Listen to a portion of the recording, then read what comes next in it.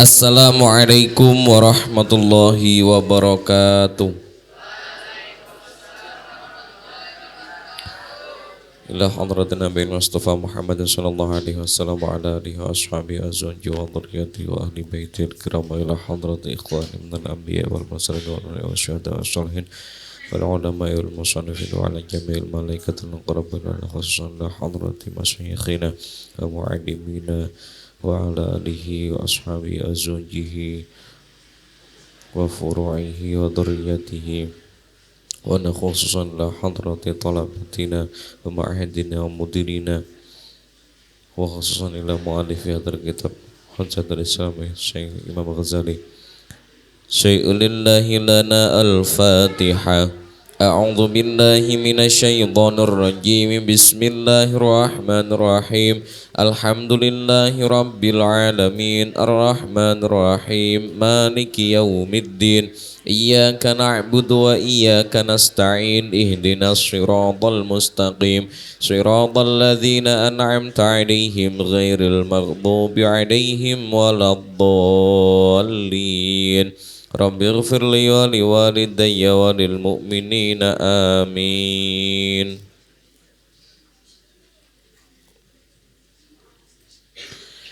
Bismillahirrahmanirrahim. Alhamdulillah. Salatu wassalamu ala Rasulillah. La haula wa la quwata illa billah. Amma ba'dah. Santriwan-santriwati yang saya banggakan, kita melanjutkan kajian kita pada kitab Asrarus Shaum. Kemarin terakhir yang masih ingat Ustaz Syarif menyampaikan apa?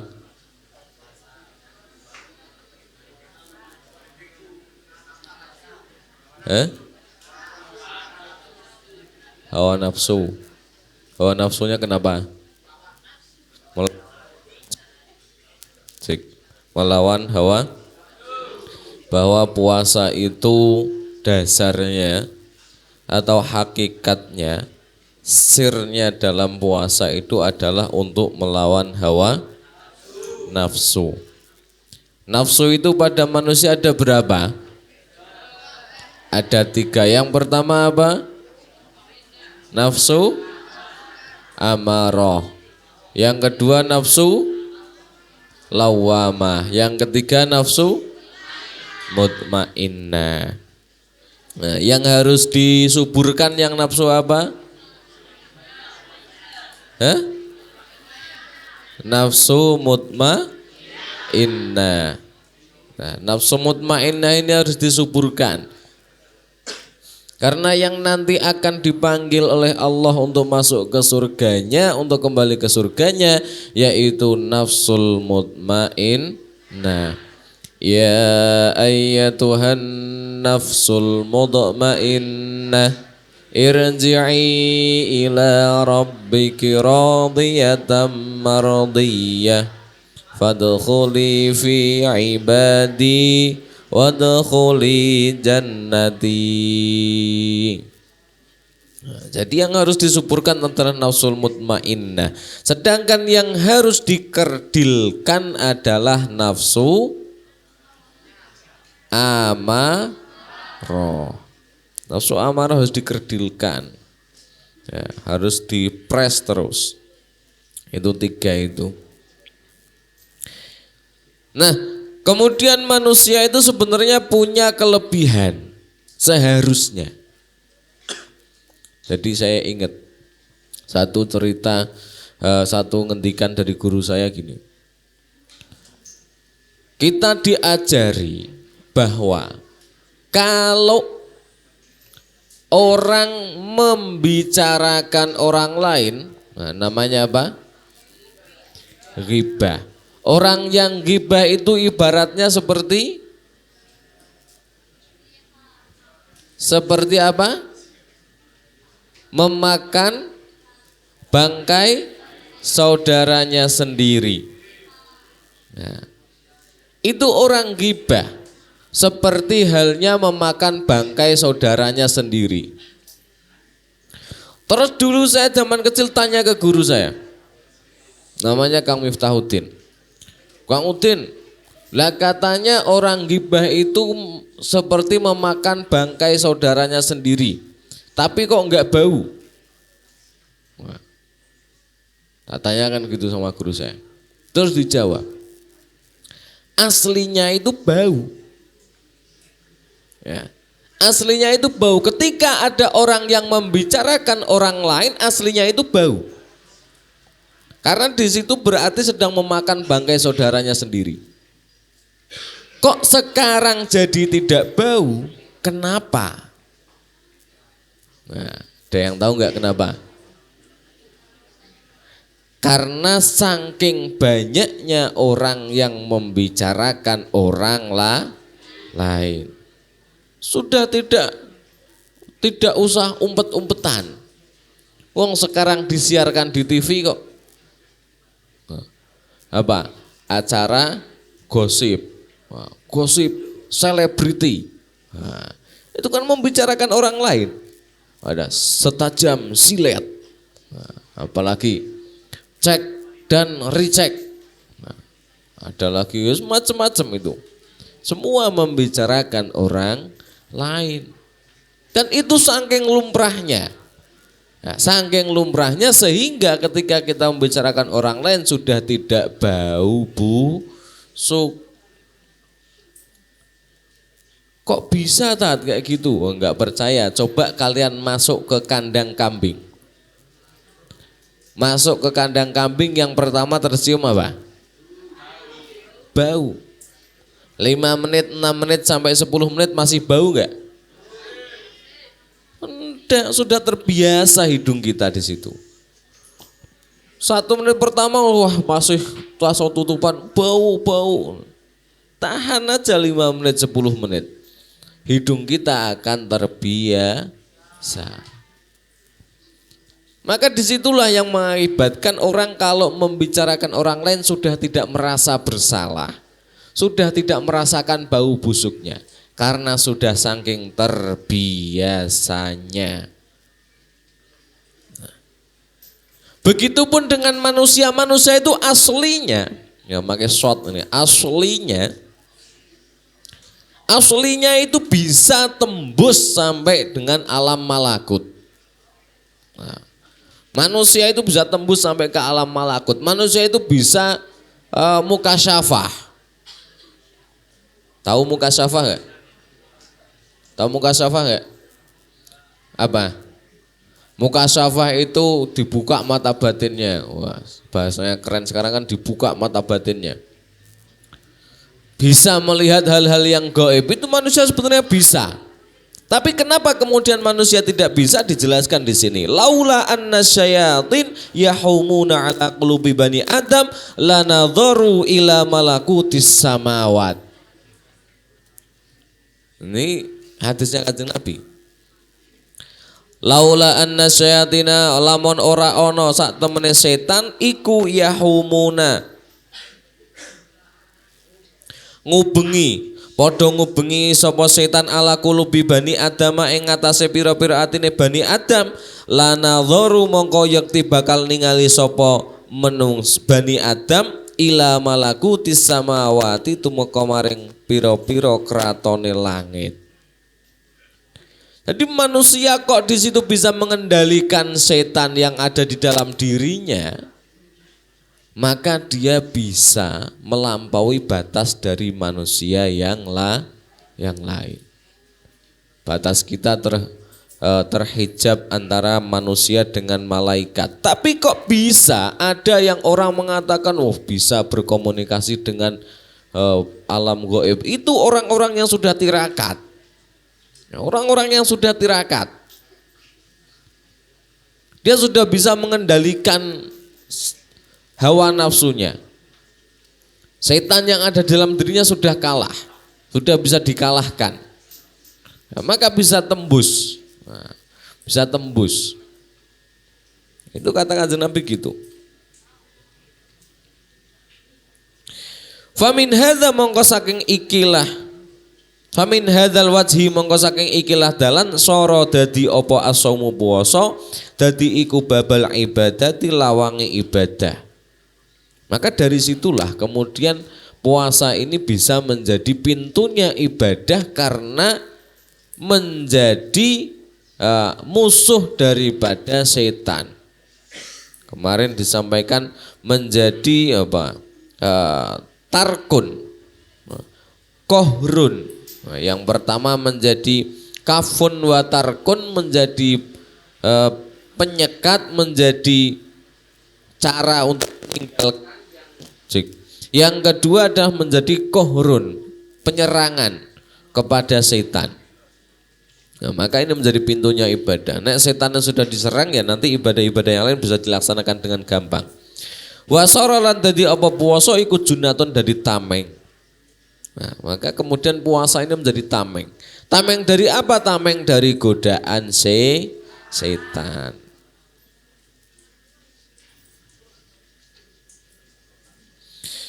Nah, itu muqaddimah dari Asrarus Shaum. Sehingga banyak sekali, masih banyak sekali pembahasan di belakang. Dalam skala besarnya kitab ini dibagi menjadi 3 pembahasan, 3 pasal. Dalam isinya adalah penjelasan tentang syarat rukunnya, baik itu yang terlihat yang tidak terlihat. Maksudnya yang tidak terlihat itu ya agar puasanya itu bisa mendapatkan pahala yang utuh maka harus seperti apa. Nah itu kan yang tidak terlihat.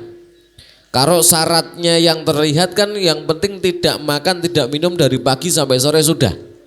Itu syarat yang terlihat. Tapi syarat yang tidak terlihat inilah yang membuat orang yang berpuasa itu bisa mendapatkan pahala yang sempurna. Nah nanti akan dibahas di dalamnya. Faslun, ya, pasal yang pertama, al-faslul awal.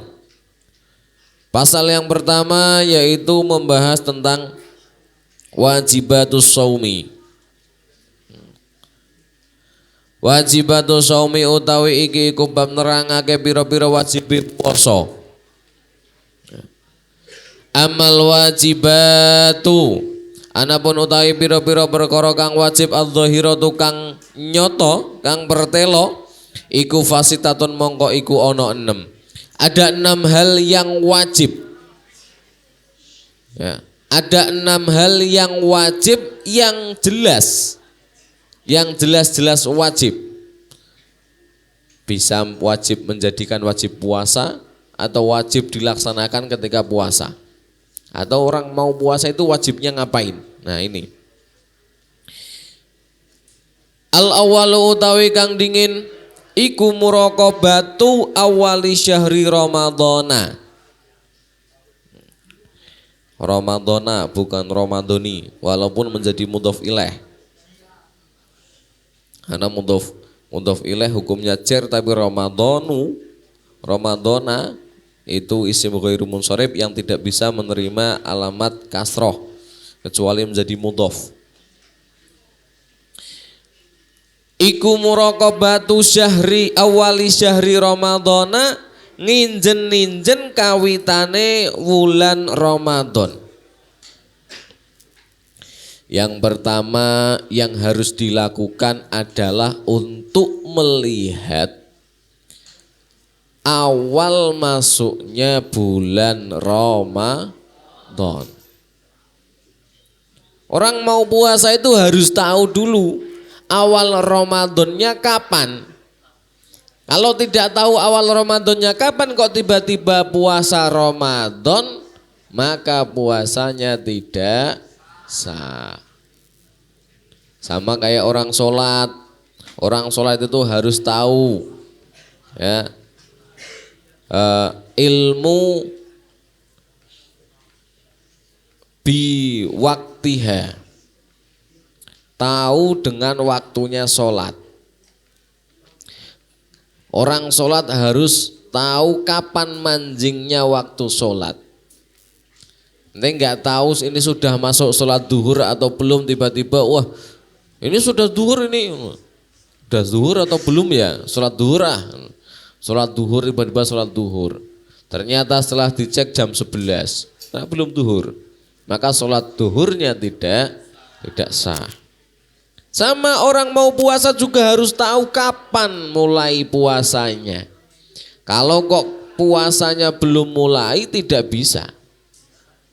Maka sekalipun meh puasa ya tetap tidak sah.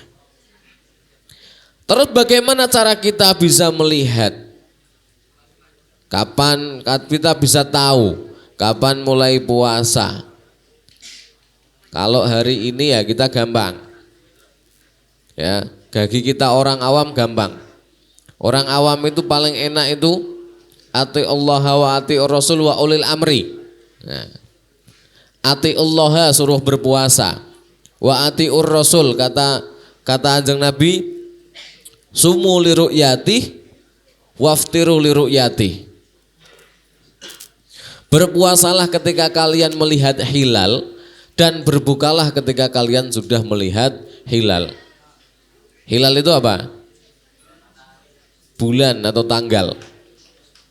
Nah, itu kata Kanjeng Nabi seperti itu. Maka kita orang awam sebenarnya kita semua punya kewajiban untuk neropong hilal. Nah, kita punya kewajiban buat mencari tahu kapan masuknya bulan Ramadan. Aslinya harus tahu. Nah, punya kewajiban untuk itu. Karena perintahnya adalah sumu li ru'yati waftiru li ru'yati. Jadi kita punya kewajiban untuk melihat apakah ini sudah bulan Ramadan atau belum. Tapi karena kita adalah orang awam dan kita berada di satu wilayah negara yang di mana negara itu berarti ada yang bertanggung jawab atasnya, maka ya sudah, kita sebagai orang awam enak saja, serahkan saja masalah peneropongan bulan itu kepada pemerintah. Nah, jadi enak sekarang tinggal nunggu sidang isbat. Setelah di sidang isbat kapan mulai puasa ya sudah, ikutilah. Oh, puasanya hari Rabu, puasanya hari Kamis, hari Jumat, hari Sabtu. Ikut saja sudah. Karena nanti ada yang menanggung, ada yang bertanggung jawab daripada sok-sokan wah aku pak neropong dewe pokoknya. Nah, beli teropong mainan yang golongannya 2 itu lu teropong bulannya nanti. Nah, bulannya dicari. Nah, dari sini enggak kelihatan. Dari sini susah karena tidak punya garis cakrawala. Nah, yang gampang itu ya di daerah pantai, daerah pesisir pantai. Itu gampang untuk melihat bulan. Ya. Maka cara yang paling mudah untuk kita lakukan adalah dengan mengikuti kepada pemerintah. Itu paling enak, sudah ada yang nanggung. Wadzalika utawi mengkono muraqabatu awali syahri Ramadan iku bi ru'yatil hilali kelawan ningali hilal. Fa in humma lamun den tutupi mendung. Nah, kadang kan orang melihat hilal itu kan kalau kita melihat di berita di Cakung, Jakarta Timur, hilal tidak tampak karena kondisi cuaca mendung. Atau di Semarang, nah, Semarang itu sekarang ada tempat untuk neropong hilal juga di Semarang. Di Uwin Wali Songo itu sudah biasanya dilaksanakan di lantai atas, di atas planetarium. Nah, di Uwin Wali Songo ada planetarium, di sana bisa melihat astronomi, bisa melihat bintang-bintang dan lain sebagainya. Dan biasanya di atas planetarium dilaksanakan juga di situ peneropongan hilal. Nah, di wilayah Jawa Tengah. Nanti kalau ada kesempatan kita kapan-kapan main ke sana biar bisa lihat bintang-bintang. Bayar tapi bayar. Nah, kalau kok keadaan mendung terus bagaimana? Maka di Indonesia tidak dilaksanakan di satu titik, melainkan di berbagai titik. Di sana mendung bisa dilihat dari mana. Nah, maka ketika sudah mencukupi Nah, ada syarat-syaratnya, bisa dibilang bulan baru ketika tingginya sekian derajat. Nah, kalau belum sampai sekian derajat belum bisa dibilang bulan baru. Jadi kita tak kasih tahu dulu sedikit ilmunya. Tak kasih tahu sedikit ilmunya. Kenapa kemudian selalu jadi perdebatan? Ya, kenapa selalu jadi perdebatan antara ru'yat atau awal Ramadan sekarang atau besok? Jadi dalam kaidah ilmu ru'yatul hilal yang digunakan di Indonesia itu bulan yang tampak bisa dikatakan sebagai awal bulan ketika tingginya sudah mencapai sekian derajat, 3 atau 6 derajat saya lupa, dari garis cakrawala. Jadi garis cakrawala ini gak ada papan tulis ya, gak apa. Garis cakrawala itu apa? Tahu garis cakrawala gak? Garis cakrawala itu garis yang melintang di paling ujung ketika kita melihat. Kalau kalian melihat ke pantai, itu kan ada garis yang habisnya laut. Nah, ada habisnya laut kan ada garis red gitu. Makanya orang kalau dulu bertanya tentang bumi itu datar, bumi itu bulat enggak? Salah satu yang jadi alasan bumi itu bulat kan adanya garis cakrawala itu. Nah, garis cakrawala itu garis batas penglihatan manusia. Nah, dikatakan bulan baru itu ketika bulan ini sudah di atas ufuk, di atas garis cakrawala dengan ketinggian sekian derajat. Nah, 3 atau 6 itu sekitar sekian lah. Kalau kok belum di atas itu, maka belum dikatakan sebagai bulan baru. Itu kaidah ya di Indonesia seperti itu. Kalau yang menggunakan metode hisab, nah kita kan ada 2 metode, ada hisab, ada ru'yat.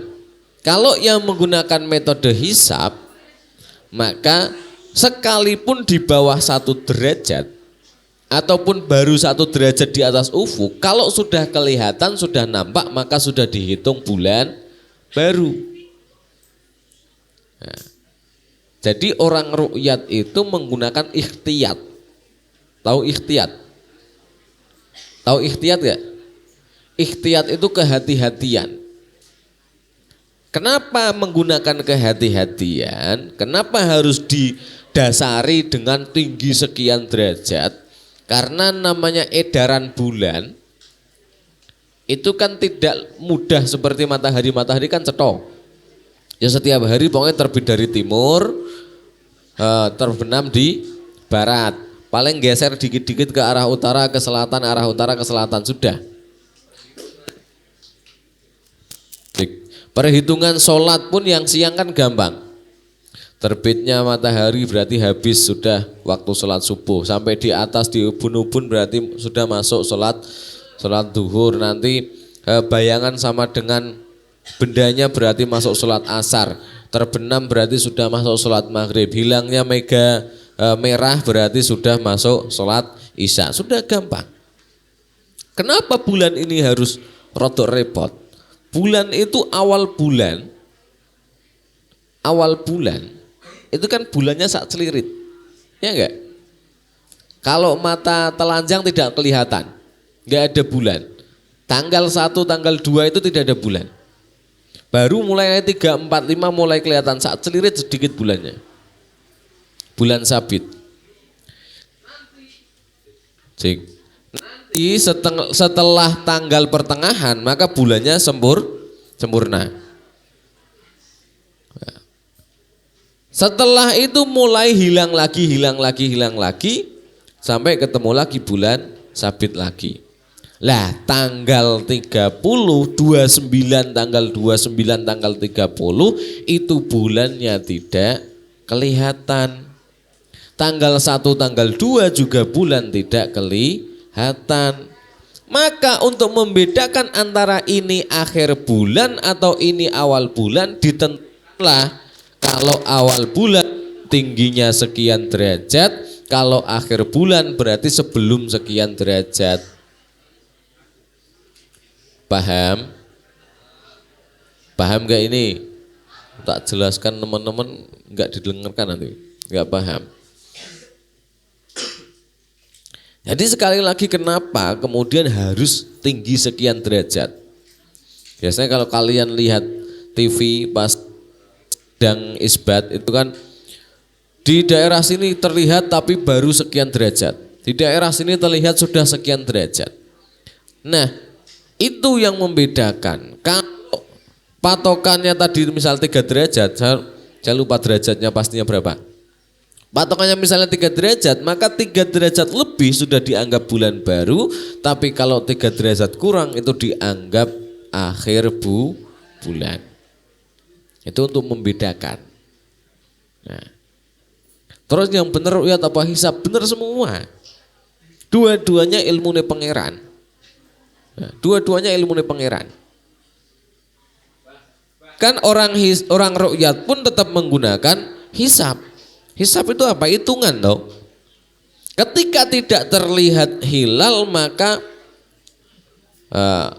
fabi istikmali salasina, maka suruh genepi 30. Genepi 30 itu berarti menggunakan hisab. Oh gitu. Jadi dua-duanya tetap dipakai semuanya. Dua-duanya tetap dipakai.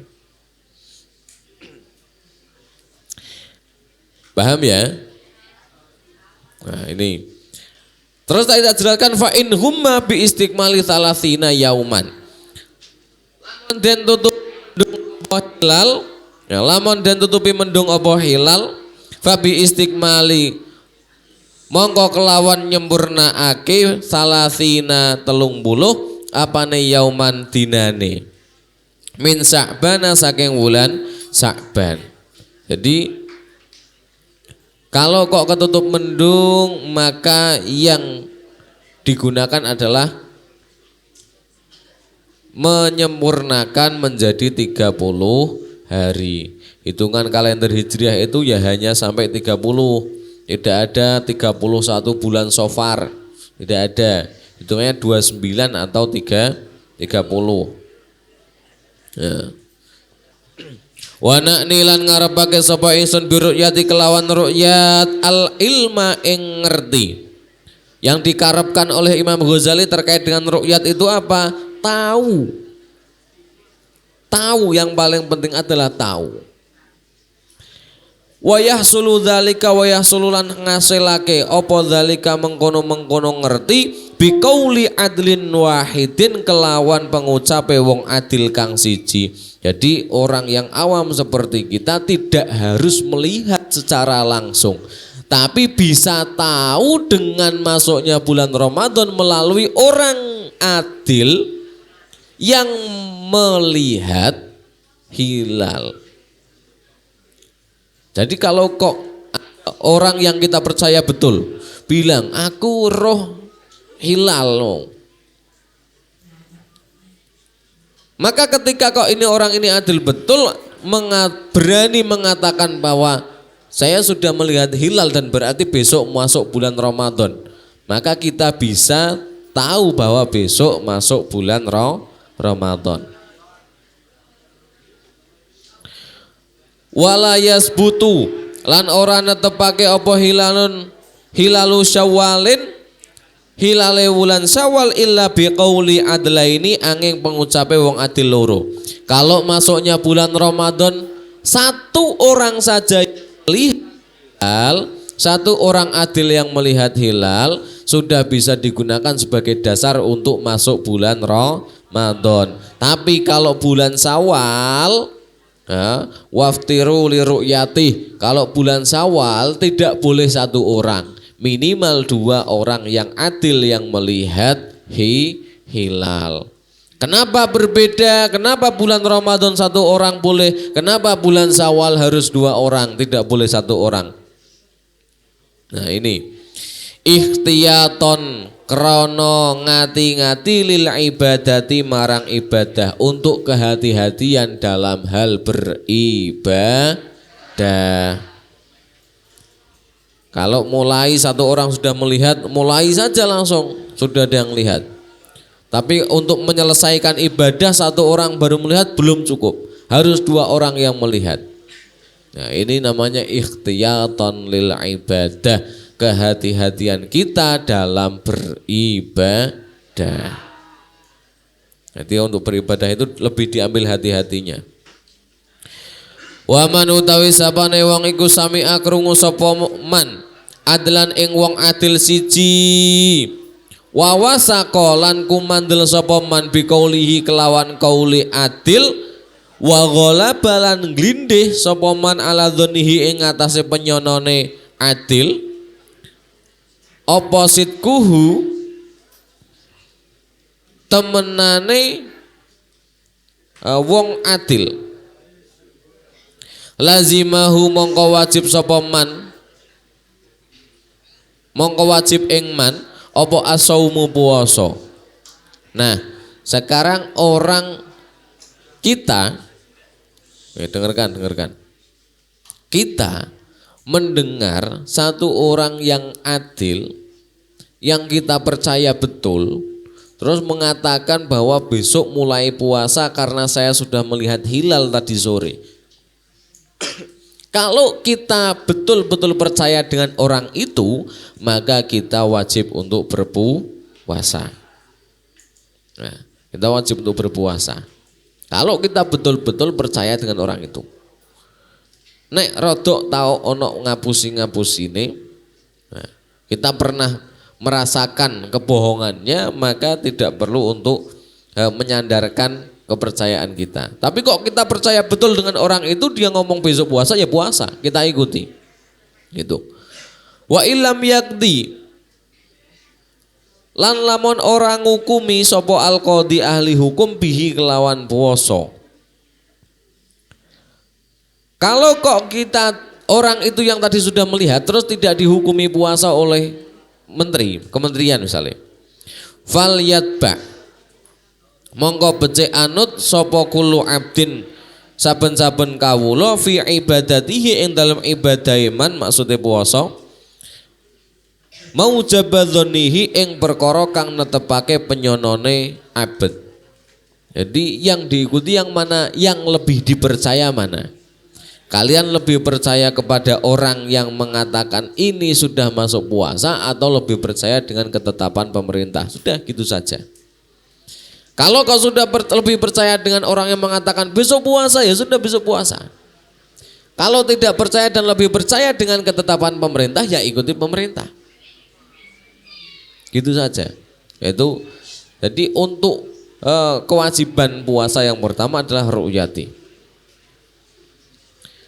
Kemudian yang menjadi perkara yang selanjutnya adalah ketika berada pada wilayah-wilayah yang berbeda. Di sini kelihatan, di sana tidak kelihatan, terus bagaimana? Wa idza ra'yal hilalu lan nalikane den tingali apa hilalu hilal bibaldatin ing dalem negara siji walam yura lan ora den weruhi apa hilal bi ukhra ing dalem negara kang weneh. Wa kana lan ana apa hilal, wa kana lan ana iku bainahuma ing dalem antarane baldatain apa aqallu luwih sithik min marhalataini saking rong marhalah. Wajib mongko wajib apa asaumu puasa alal kuli ing atase sekabehane. Nah, sekarang terjadi di sini terlihat, di sana tidak terlihat. Terus bagaimana? Apa yang harus dilakukan? Kalau di satu wilayah terlihat dan di wilayah lain tidak terlihat, asal jaraknya tidak lebih dari marhalatain. Marhalatain itu berapa? Ada yang tahu nggak? Marhalatain itu 2 marhalah. 2 marhalah itu satu marhalahnya kalau dikirakan adalah perjalanan yang ditempuh, jarak perjalanan yang ditempuh dengan jalan kaki selama satu hari. Nanti satu hari jalan kaki itu nempuh berapa kilometer, yaitu satu marhalah. Kalau 2 marhalah berarti yang ditempuh 2 hari. Itu. Kalau dikilometerkan ya sekarang ada yang mengatakan 80, ada yang mengatakan 70 sekian, itu satu marhalahnya. Maka batas orang musafir itu ya satu marhalah. Batas orang musafir itu satu marhalah. Maka 2 marhalah itu berarti sekitar kurang lebih 160-an, 160 sekian kilometer. Nah, itu yang membedakan. Kalau kurang daripada itu, misalnya di sini di Wawar kelihatan ini hilalnya. Di Wawar hilal kelihatan. Tapi di mana Bawen sana hilalnya tidak kelihatan. Terus bagaimana apa yang harus dilakukan? Maka dua-duanya itu diwajibkan untuk berpuasa. Maka mengikuti. Kalau belum 2 marhalah.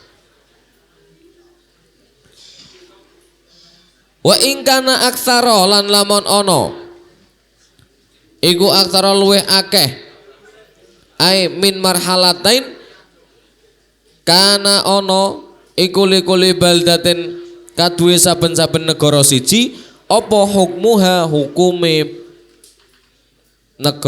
hukume saben-saben negara wala yata'addalan orang berentek apa alwujubu kewajibane. Lebih dari 2 marhalah berarti hukumnya masing-masing. Di sini dari misalnya yang lebih dari 2 marhalah itu ya sini dengan Jakarta sana. Di Jakarta kelihatan, di sini tidak kelihatan, maka ya di sini belum puasa, di sana sudah puasa. Nah, itu yang menjadikan kenapa ada yang negara yang sudah mulai puasa, ada yang belum puasa, karena ru'yatul hilal di sini bisa tampak, di sana bisa tidak tampak, dan hukumnya masing-masing. Terus di Indonesia gimana kan Aceh dengan Jakarta kan lebih dari 2 marhalah. Nah, itu kan sudah dikelompokkan menjadi satu baldah, menjadi satu negara, satu pemerintahan. Maka ketika di situ ada berapa orang yang melihat, berapa titik yang terlihat, disidangkan, diijtihadkan, baru ditetapkan menjadi satu keputusan bahwa negara Indonesia mulai puasa tanggal berapa. Nah, itu sudah ditentukan melalui satu baldah. Itu. Asani wallahu a'lam bishawab. Akhiran aqulu lakum. Assalamualaikum warahmatullahi wabarakatuh.